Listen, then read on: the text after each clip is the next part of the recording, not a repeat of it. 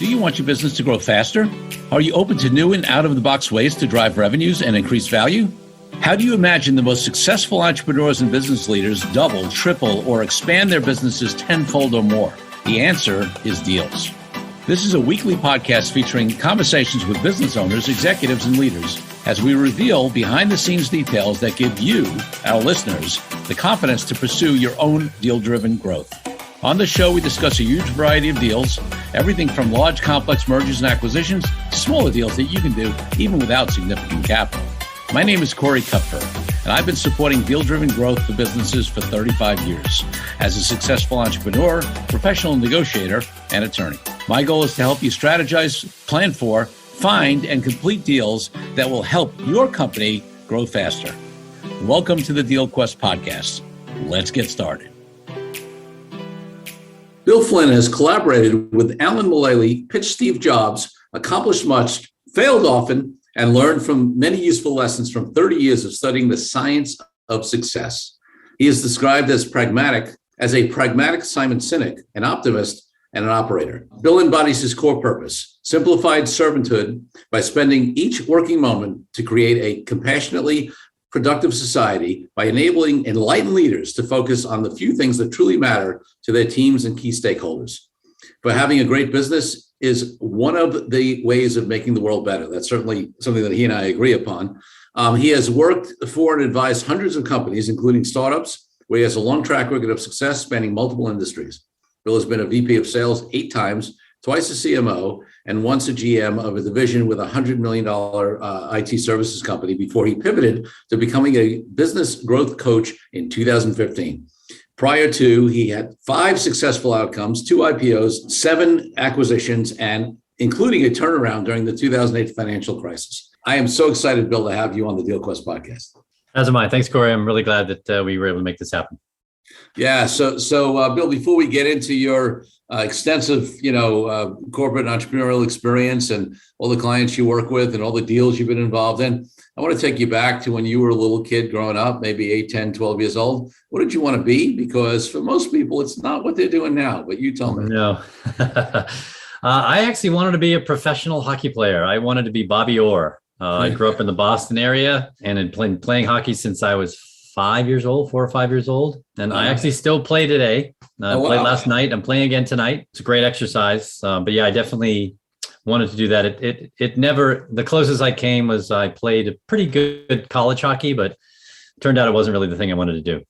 I got it. Love it. Bobby Orr certainly gave away the Boston, contact. You and I think, are roughly of the same generation. So I certainly remember, I was a Ranger fan growing up. So I certainly remember, Bobby Orr and the Rangers playing against, trying to play against them. They did pretty well a couple of years in those early 70s. They did. Jean Rattel and Brad Park. And oh, yeah. You remember all the. Yeah. And I forget who your goalie was. Back then. Giacomo? Yeah, right? maybe one before that, though. I'm trying to remember. It'll come to me. Any case, so that's great. Yeah. So okay. So the professional sports didn't play out, but you've done okay. So what's and then one more question looking back. What is the first deal of any type you can remember that you were involved in? It could be something small when you were a kid. It could be something early in your career. Whatever comes to mind. So it was probably early in my professional career. I spent probably 3 or 4 hours on the phone with a potential distributor. I was working for a networking company in the days actually prior to Novell and prior to all the stuff that we're doing here. So this is in the early 80s, late 80s. I'm still connected with the woman I met with then. And, she was so pleased with the time I spent her. They were in California. I was, it was like 9 or 10 o'clock at night here on the East Coast. And they became probably top 5 distributor for us. Wow. In the company that I was at. So it was definitely a memorable experience. Love it. It's interesting to me because, like distribution deals, right? That's the deal, right? And a lot of folks, are knocking their heads against the wall to try to get into a new market, a new geography, or things like that, and whatever. And they don't realize that either there are distributors or they may be just other companies that have access to that or aren't particularly distributors, but they sell similar products. And And those kind of distributor agreements or joint venture strategic alliances is something that are a huge opportunity for companies and often underlooked. I'm surprised at how often companies are trying to get in on their own when they can partner with somebody. Agreed. Yeah. I'm always for it being as frictionless as possible. Right. Yeah, I love that. Yeah, right. Absolutely. All right. So, in your bio, it talked about being involved in IPOs, in acquisitions, in a turnaround. So talk to us a little bit about maybe some of the more interesting deals that you were involved in and the role you played and maybe some of the lessons you learned from those early deals. And, we'll work our way up to what you're Yeah, doing. sure. So probably the most memorable deal I had was mid 90s, right around when the .com situation, the internet was really, the World Wide Web was really becoming a thing. I was working for an e-commerce company and we had prematurely gone public, just like many businesses did in that day. And we raised, I don't know, something like 70, $80 million on, I think we had $5 million in revenue or something. And didn't really know what we were doing. So it was the first public quarter we had. And I was in the throes of doing a deal with a very large computer manufacturer here in the East Coast. Yes. And it was the last day of the quarter. We were going to miss our number by 50%. Yep. Our stock was going to get slammed. And we got the deal done, but there was a process that had to be done where they had to sort of sanction the software. So it had to go through they wanted to put it through its paces. So I went, actually my boss went to their facility where they were doing the testing. I stayed at our facility and made sure that all the engineers and whoever we needed to get them done. He was there all day, from 8 or 9 o'clock in the morning. I think around 5:30 or 6 o'clock, we finally got the signed piece of paper. It was almost a $2 million deal and we made the quarter. Definitely made my reputation in the business. We had a relatively new CEO who had come over from HP. He was running the medical division. So that was a big deal for me in many ways. I got a big check from it, but it also sort of launched us as a company. And so it was a lot of fun. It was harrowing. We had a few of those stories. Well, it's interesting. I mean, and just to give a little context, because I know we have listeners of all ages and generations. So, this is stuff that Bill and I remember very, very closely, but, back in the 90s, it's interesting because I feel like nowadays with blockchain and cryptocurrency and NFTs, whatever, it's sort of, we'll only know what history tells, but it feels like sort of the stage of that, right, that the internet was in the 90s. It was relatively early. Some stuff was going. There was a lot of excitement. People were investing. It was a little up and, it was up and down. And of course, then you had the .com bust, that happened in, 2000, 2001, or whatever it was around there. But so for those of you who are younger, the 90s was a time when the internet was just getting, much more commercially viable. There were all these new things. I remember I had clients that was going to just have a website to sell watches, and that was like a revelation that you could buy watches online. So you gotta keep it in context here. Yeah, many companies went public too early or early, and certainly, I mean, I still have a good friend and client who, he didn't go public, but he got major venture backing and never made a profit, right? Right back then, and so that was going on. So you had deals going on that were. And listen, it still happens now in some e-commerce, startups and whatever, where they haven't monetized yet. But back then it was kind of crazy. Everybody was trying to jump on the bandwagon there. And then, the other interesting thing is about, with public companies having to make your quarter. And I want to bring it back to Bill, but I'll super quickly. I think I mentioned this best. I remember one deal we did where, this is a deal tip. If you're doing a deal with a public company, it's so much easier to do due diligence and figure out, right? Because if you listen, if you read their online stuff and listen to the recordings of their investor calls and things like that, like in that case, they knew what they needed to hit, right? What was promised, what was projected. Yeah. And I had a similar case like that where it ended up, the short version is, because I want to take a lot of time, it ended up, my client got more money, even when there was a good argument for an accounting adjustment and a reduction in purchase price, because we just refused it, even though their accountants were probably right. Nothing nefarious. It's just that my client's accountants treated something a certain way, where on the tax code it was supposed to be a little different, and it could have cost them another $3 or $4 million in purchase price. And we just held firm because we knew that they needed our deal to make their numbers. Right. So we said they're going to back down, and we were right. So, any case, and I think you make a really good point. If you don't mind me jumping in, is that One of the things I learned, so I've been a sales guy for about 30 years. And what I've learned is most deals are lost at the beginning. You didn't do the work up front to make sure that this was something that was really could happen. And, they had the ability, there was a fit. You were making progress. There was something that they wanted. It feels like you lose it at the end, but generally you almost always lost it very early on. You just didn't know it at the time. You didn't know yet. And then, so in terms of, so that's really interesting. And then you were involved with a number of acquisitions. Was it mainly on the buy side, sell side, both? What was? Yeah, it was a little of both. Yeah, mostly the buy side, because I was generally lucky enough. It was one of those first 5 or 6 that did relatively well. So we were generally on the buying side. And I wasn't typically involved directly in those types of things. I was, a head of sales or whatever. I mean, I had some participation in it, but it wasn't really my deal. It was the CEO's deal, or, the biz dev guy, or corporate development guy, whatever we call him at the time. But those were interesting and fun deals to sort of listen in on. And some of them I sort of shook my head at. And it's like, I don't really, it seems like we're acquiring someone for the sake of acquiring revenue as opposed to value. Yeah. And a lot of those deals were that way, right? You had to keep growing, especially if you were premature and going public. You had to show growth, or you get punished in the public markets. And I've been involved in a couple of, I think it was 2 or 3 on the we were getting bought. One of them was a really great deal. I really enjoyed the process, and actually ended up being the head of the division that was acquired. The founder left, and I took over, and I've had a couple of good stories from that. One of them was not. We were taken over by what I'm now arguing is not a good leader, and sort of saw people just as tools.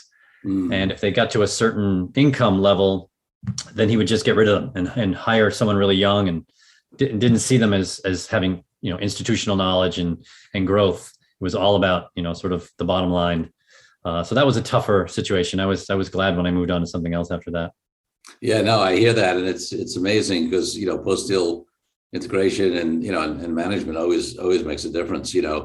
So let's actually contrast that for a second before we move on. I'm curious, because one of the things that happens when there's a deal is that the minute it gets announced, or if it leaks out, before, and people inside the companies, I'm not even talking about publicly, but people inside the companies thought, it does create this period of uncertainty, right? People are always going to wonder, well, what's going to happen to me? Is my job still going to be there? Or they replace it, whatever? And it sounds like you had 2 different experiences, maybe on, I don't know if there were different experiences on how those were managed up front, or whether it was or integrated afterwards. But do you have any other thoughts on doing that right and not doing that right, having experienced that as one of the key executives, in a company? Yeah, well, I mean, there's a lot of research on most deals, like at a merger level, are failures. And the failure is almost always from a cultural standpoint. Yeah.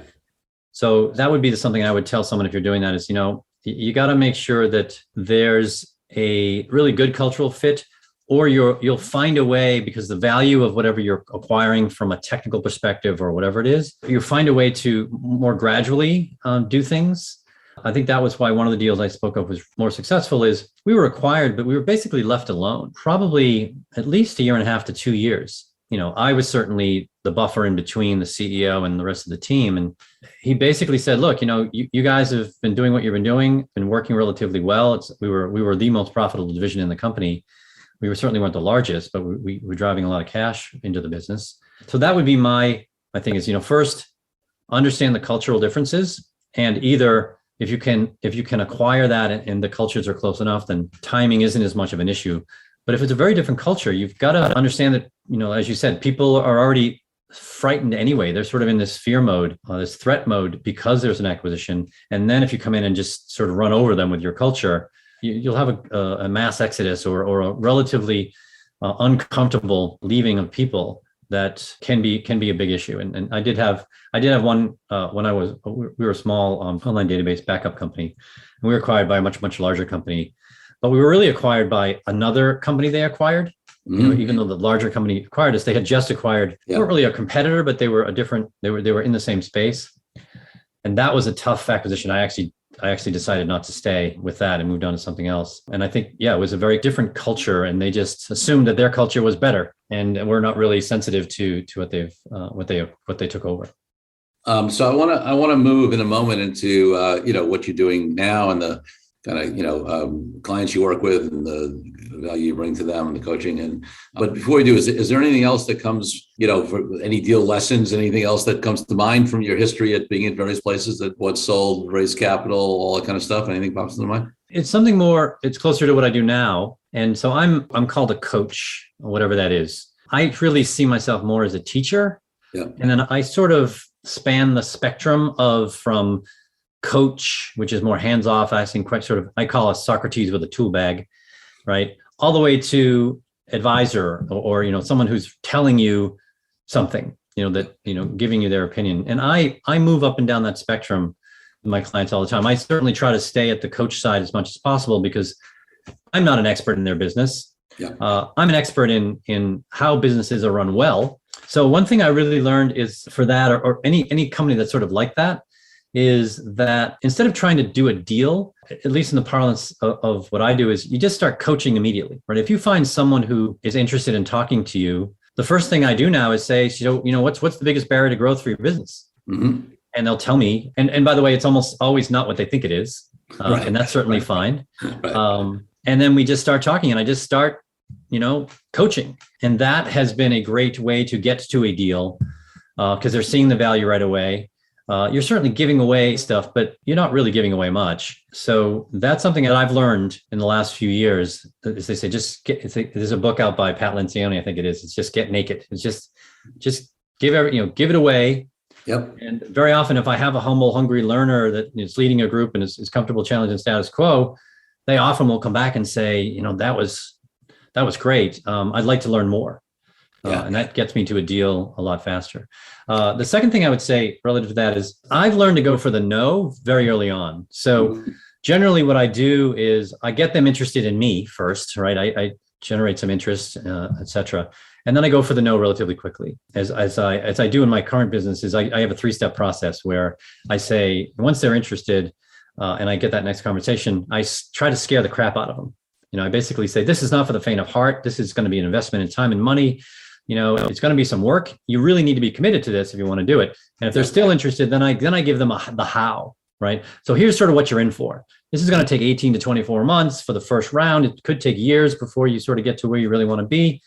I'm expensive, but my ROI, if you do the work, my ROI is typically through the roof. And then at the end, I do what I just said is then I offer them a coaching session, a free coaching session for 90 minutes. Because mostly what I'm doing is I want to see how the team interacts, and especially how the team interacts with the leader.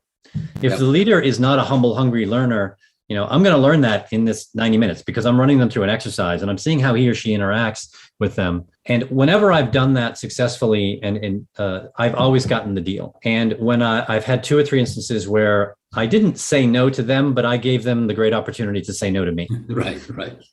Yeah. You invited them to consider other options. Yeah, exactly. So, and it's interesting, folks, because, all the listeners on this podcast know that we do make a distinction between sales and deals, even though sales are a kind of deal, because we talk about deal-driven, inorganic growth, not sales and marketing. But so many of the principles, that Bill's talking about apply, whether, one of the biggest mistakes is, let's think about what he talked about, right? The first thing is he talked about getting to an early no. Well, when you're looking to do, whether it's acquisitions or joint ventures, strategic alliance, whatever, you want to get to an early no as well with the candidates that aren't right, because you can waste so much time, right, vetting potential deal candidates, just like you can do, potential buyers or clients or customers or whatever, that it makes sense to have some sort of similar process that gets you to a no early for the folks that aren't, that are unqualified. One of the things I often talk about with folks is that, you need a clear value proposition out to your target companies you're trying to acquire or whatever you're going to do different. It's the same process. You get a value proposition for your customers, clients. Well, you need a different value proposition than, for your targets you're looking to acquire, for example. So it's the same thing. A lot of these teachings that you get that apply to sales also can apply to deals, right? You want to do, you're sort of created a set of criteria where people could opt out. You want to do the same thing, whether you're looking for a licensing partner, joint venture partner, or, or an acquisition partner. Same thing. And I did say that because I did think of sort of universal, but I do a similar thing with partners, right? And those are people who are basically I'm trying to hire as my sales team, because they have a connection, they have a distribution connection to a set of leaders that I don't have. Right. And I want to pick the right ones, the ones that really see the value of what I do, and then can translate it simply to others, so then I can get an opportunity. And I did that. I did that successfully over 3 or 4 years with a particular partner here in Massachusetts, and I got, I think, 4 clients from them. And when I get a client, it is generally 2 to 3 years, and it's hundreds of thousands of dollars. For a solopreneur like I am, that's a decent relationship to have. And I didn't have to do anything except I did give away my time as part of it. I would do a 1 or 2 year, once or twice a year, I would go and they'd fill a room and I'd stand there for 3 or 4 hours and draw stuff and wave my arms and say things. And, right. And that was valuable for me to do that, because I got it on the back end. So let's talk about this a little bit, because I've talked on the show on how in different spaces, like for example, in the investment advisory space, I've got great relationships with, folks like Schwab and Fidelity and, the custodians in the space, investment banks, whatever. And similarly, they'll bring me in to speak sometimes, but they also and even though as a lawyer, I can't have an economic arrangement, I can't share my legal fees. It is somewhat of like a channel partner relationship, right? But uncompensated. They're really doing it because they know we do great work for the clients and they're going to get the assets under management in the case of the custodian. You're talking about something similar, right? Where the great thing is that you don't have to go out and market to 100 or 1,000 people. You keep a few key partners, right, happy, and then they become referral sources or distribution sources for you. And in many industries, it depends on the industry. Some of them, it's sort of, you don't do it. Some of them, it's appropriate to compensate them, for it. But let's delve in a little more to that on these, key people, and then also, like, what are the criteria? How do you find these folks, and what do they get out of it? What do you get out of it? Why is there a deal to be made there? So what I did up front was I really worked hard at figuring out who is my customer and how would I recognize them, and then where are they? Because generally you'll find that like people hang around other people that are like them, right? They coalesce. Yes. I did that early on. I became a Vistage speaker. For those of you who don't know what Vistage is, it's a peer-to-peer advisory place. And these are CEOs of relatively large companies in some cases, some smaller, but from tens of millions to hundreds of millions.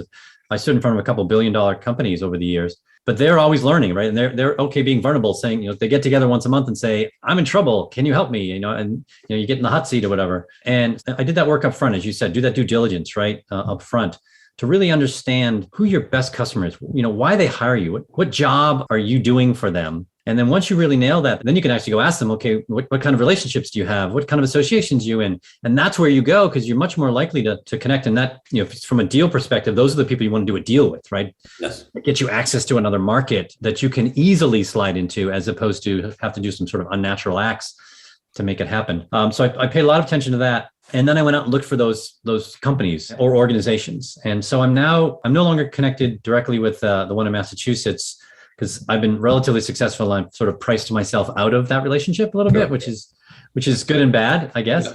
I certainly miss them. I miss the lead flow, but I'm also in some other organizations and connected to those as well.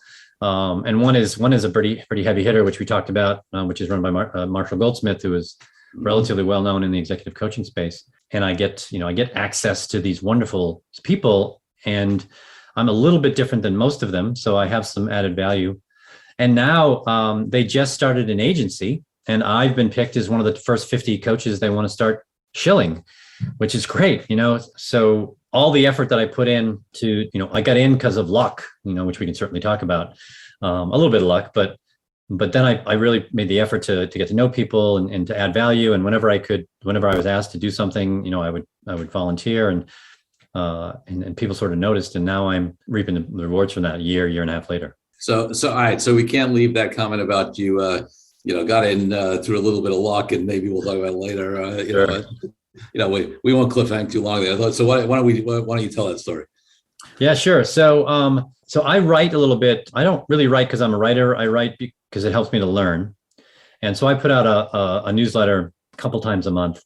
And about 3 or 4 years ago, I read this really wonderful book called American Icon, which is about Alan Mulally, who is the gentleman who ran Boeing and Ford, Boeing through the 9/11 crisis, and then Ford through the 2008 crisis.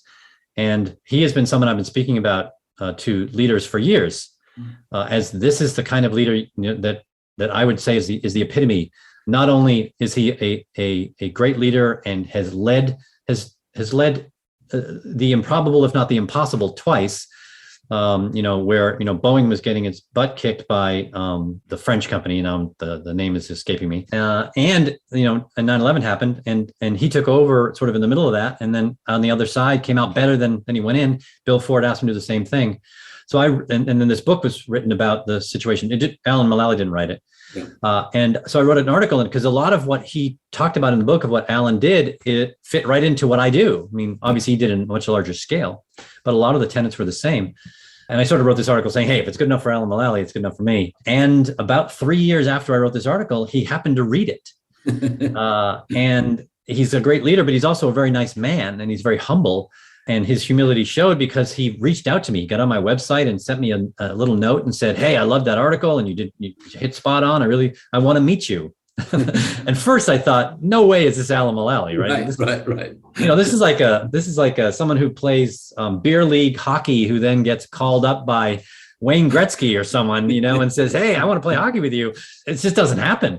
So it was him. And I spoke to him that day. He wanted to meet me right away. And we spoke for like 45 minutes. And as part of that conversation, he was so enamored of me. At one point he said, hey, we're brothers from different mothers. And it's like, wow. And he says, whatever I can do to help you, I'd love to help you in any way. So he is, unbeknownst to me, he's actually very good friends with Marshall Goldsmith and has been for 20 to 25 years. And I took a little time. I came back to him and said, I'm going to take you up on your offer. Here's what I'd like. And if it's okay. And I said, if you think I'd be a good fit for this organization, I'd love to be considered. And like 3 weeks later, I was in the group because, again, unbeknownst to me, whenever Alan says, put this guy in the group, it happens. So I just sort of got lucky. It was, and I've been very pleased and blessed that I'm part of that group. There's so many wonderful people in there that I'm learning from and becoming friends with. It's wonderful. And obviously what underlies that is that it's not like it's super easy to get into Marshall Goldsmith, circle. No, about 20,000 people have applied for this, and there are about 350 of us total. Yeah. So there you go. I mean, just do the math. So it's, Yes. That's a great example. I mean, it's a great example of so many things, right? Just, relationships, even the value of putting out content, you never know, right? What it's going to cost. I mean, 3 years later, it's crazy, right? Yeah, it's crazy. Yeah. It's so much fun. Yeah. And I still keep in contact with him every now and again. He reaches out or I reach out to him, and it's kind of fun. I send an email to Alan Mulally and he writes me back. Right. Pretty cool. Love it. Let's take a break from the show for a minute so I can invite you to a new way to determine your deal readiness. I created a fast and easy assessment that will determine exactly how deal ready you are. Once you complete the assessment, I use your responses to identify the obstacles that are holding you back from being a deal-driven growth genius.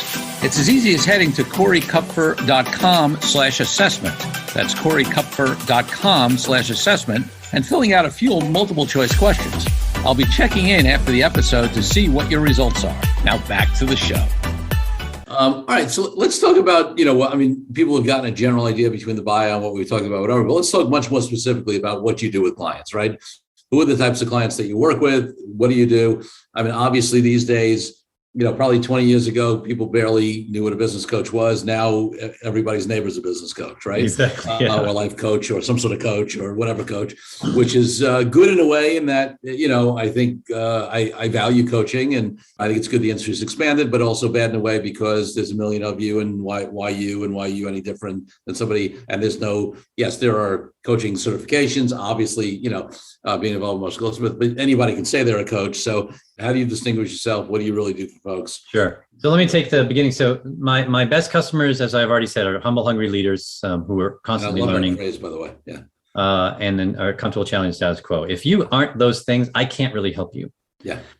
Because we were never really taught how to run a really healthy business. We were taught how to start a business, and it's rather counterintuitive to most people, and it's also not comfortable because you have to get to a point. Once you get through that knothole of sort of startup and, there's some predictability to your business, you actually have to stop and look back at all the critical decisions you made and make sure that you made them correctly. Because at the time, your hair was on fire and you were just doing whatever you could to survive. And some of those deals maybe aren't the deals you want to get you moving forward. Maybe you learned a ton of things. So my little tag phrase is, I help leaders take the guesswork out of growth.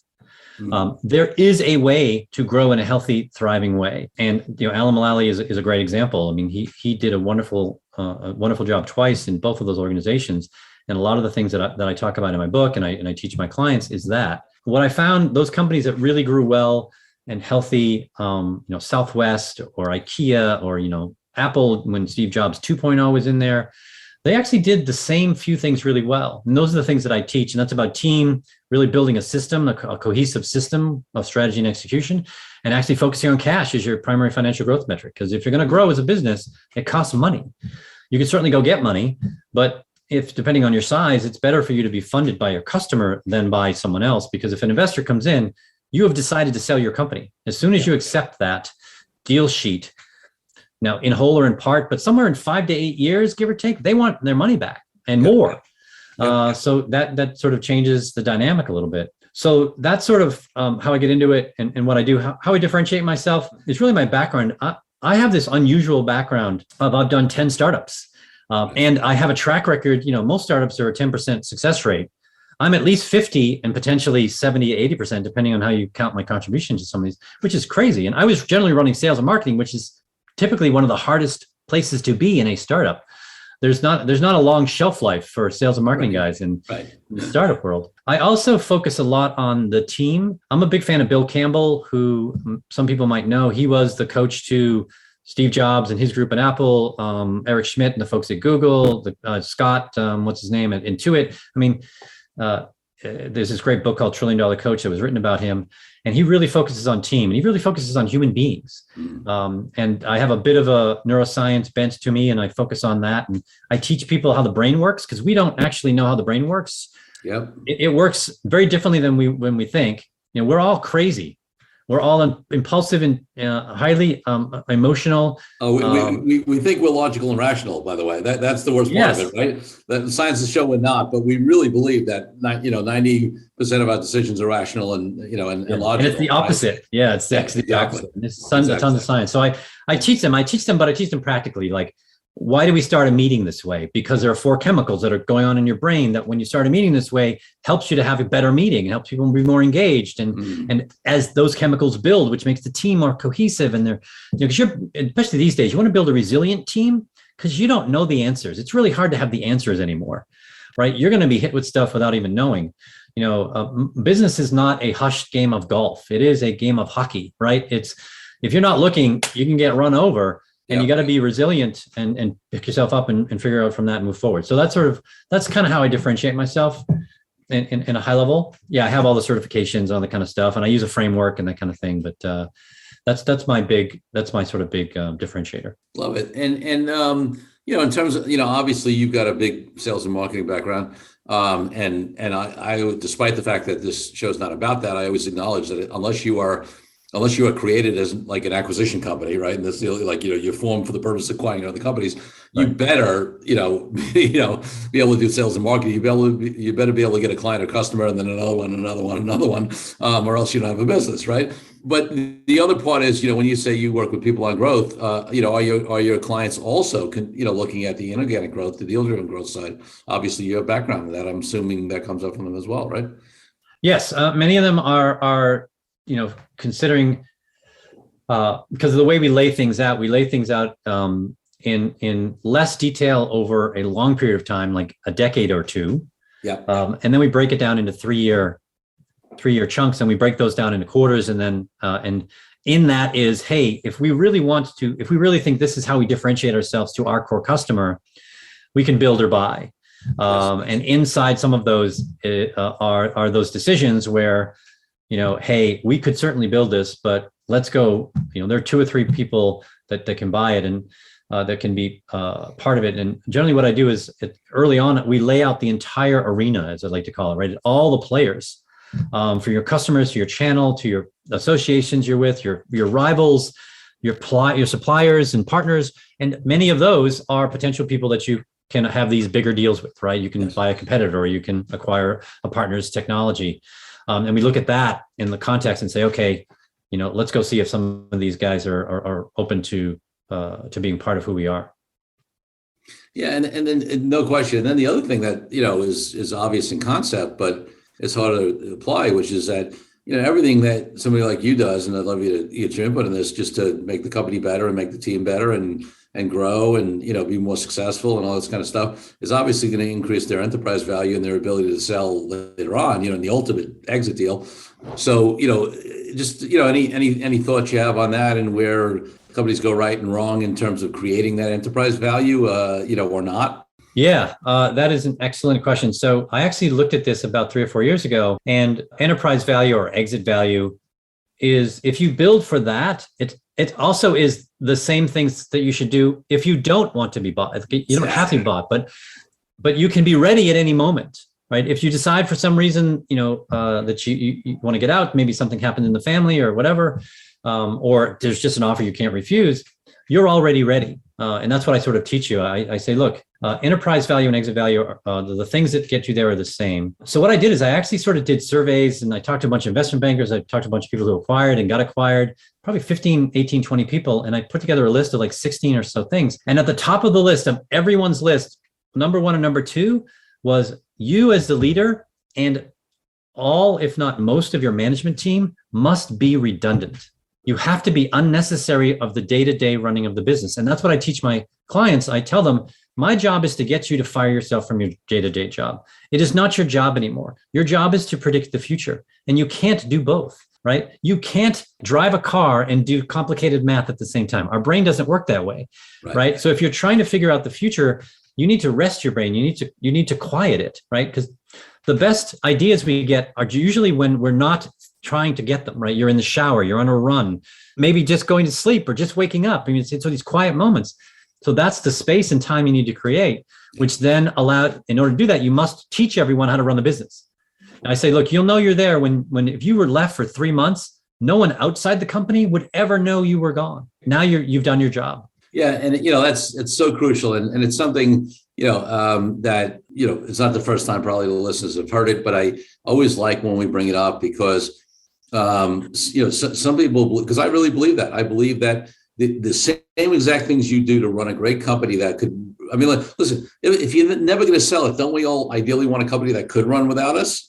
We can go in when we want, we can out when we want, we can take 3 months in Europe, or whatever we want to do if we want, right?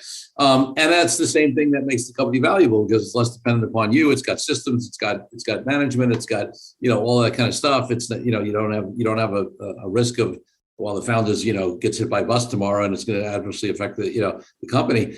Yeah. One of the things I'd love you to talk about, especially as a coach, because I find this, that, the biggest thing standing in the way of that is the entrepreneur themselves, right? It's like, it's the ego, it's the need to feel important. And listen, I've had that journey myself. Like, it's easy to want to be the king, and there's a lot of ego value in it, and it's your baby and all this kind of stuff, whatever. So I guess, my question is like, do you see that as well? Expand a little bit. And then also, how do you work with folks? Because when you're coaching, it's great to give people, these concepts, to give them frameworks and processes. But a lot of the work we need to do, and I talk about this all the time, is internal, right? It's dealing with our own stuff. So let's get into that a little bit. Yeah, that's very true. And that's sort of that part of that humility and that I mentioned earlier, is that, unfortunately, the stereotypical leader is that, right? We have this sort of hero mentality, especially in the West, right? You come in and you save. But if you look at the best companies, generally the leader, it's a trope now, but it's, they take no credit for success and they take blame for failure, right? They realize that their job is to make everyone else autonomous, right? That they're unnecessary. And yes, the ego gets in the way, but also it's not just the ego. We as human beings, and actually as men, we like to have the answer. Yeah. We get satisfaction from that. We feel good. And it is a good feeling, right? Because you're helping someone else. But are you enabling them, or are you actually allowing them to are you really helping them, right? Yeah. And helping them is the first thing you should say is, it's a really good problem, et cetera. What do you think? What would you do if you were me? And constantly teach them how to do that so you are not necessary. Once in a while, you're going to have to be necessary. I'm not saying you fire yourself from everything. You still have to kick them back into play every now and again and remind them why we're here. And, I jokingly say, I heard this a while ago, is that CEO eventually stands for Chief Explanation Officer. You're just repeating yourself over and over again. But that's what people need, right? It's a great saying. I can't remember what it is that people often need reminding a lot more than they need instructing. And I think as a leader, if you remember that, right, just remind them what we're doing, why are we doing it, the purpose, and help them to grow, then you'll have this redundancy, right? But people with big egos won't do that, right? They don't like that. They find that makes them feel weak. And that's why I go through my process. I don't want to work with them because I can't help them. I can take their money, but I'm not here to just take money, right? I really want to make a difference. And, for me, it's easy to say, I get, there's certainly people who have clear egos in that classic ego way, whatever, that they have to be important or they know it all or whatever it is. But I also find even people who, like, you may be more willing to work with, who are not those kind of people. I guess I would call it identity.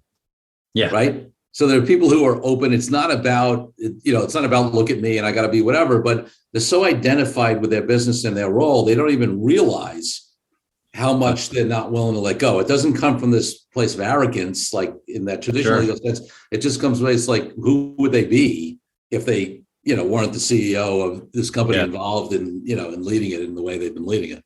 Yeah, I think that's really insightful. Yeah, when the business becomes you, they say you're not what you do. You're the thing inside, and that's an abstract concept, right? That's hard to sort of, like, I can say I make this much money, or I have this job, or I run this company, and that's who I am. I'm this father or whatever. But you're so much more. If you identify very closely with your value is identified with the company itself, that's tough because, as you know, we've both been around a while.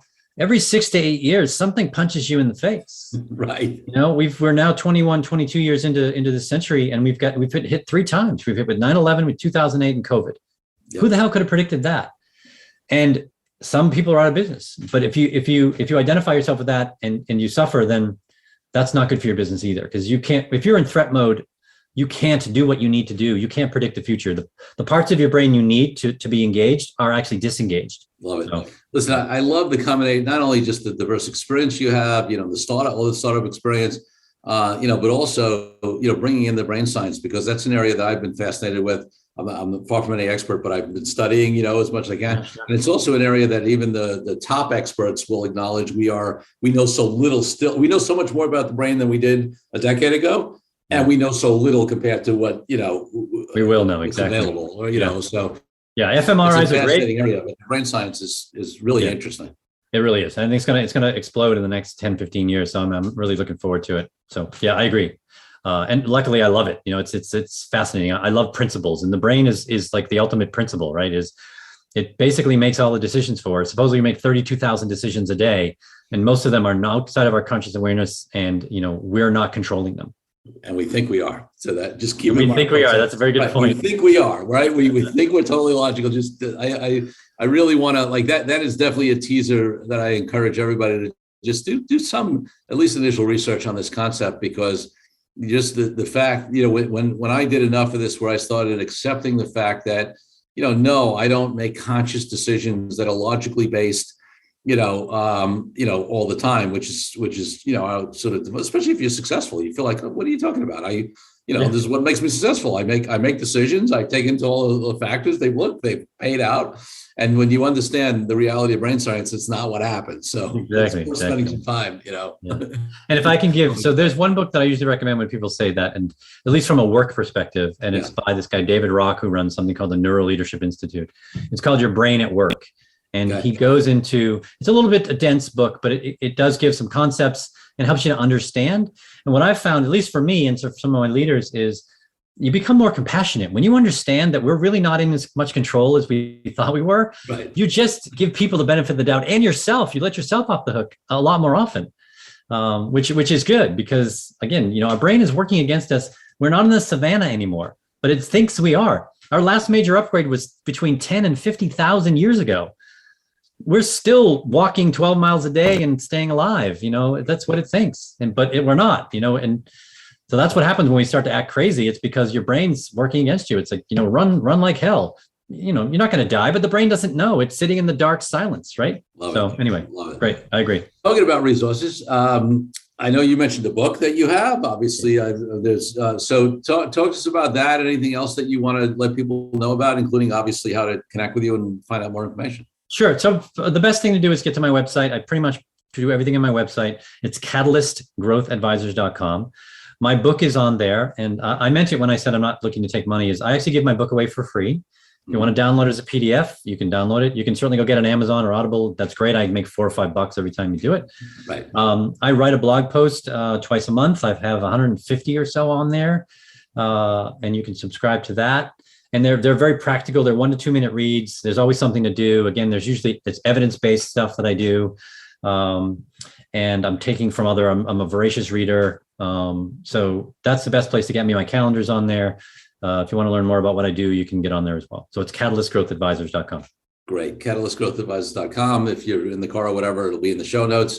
Definitely check out more of Bill's work. I love what he's doing.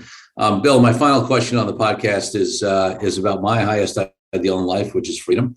And for me, that means everything from freedom from all people in the world from oppression to why I haven't had a boss in decades. And I'm an entrepreneur. What does freedom mean to you, and how does it impact your life and business?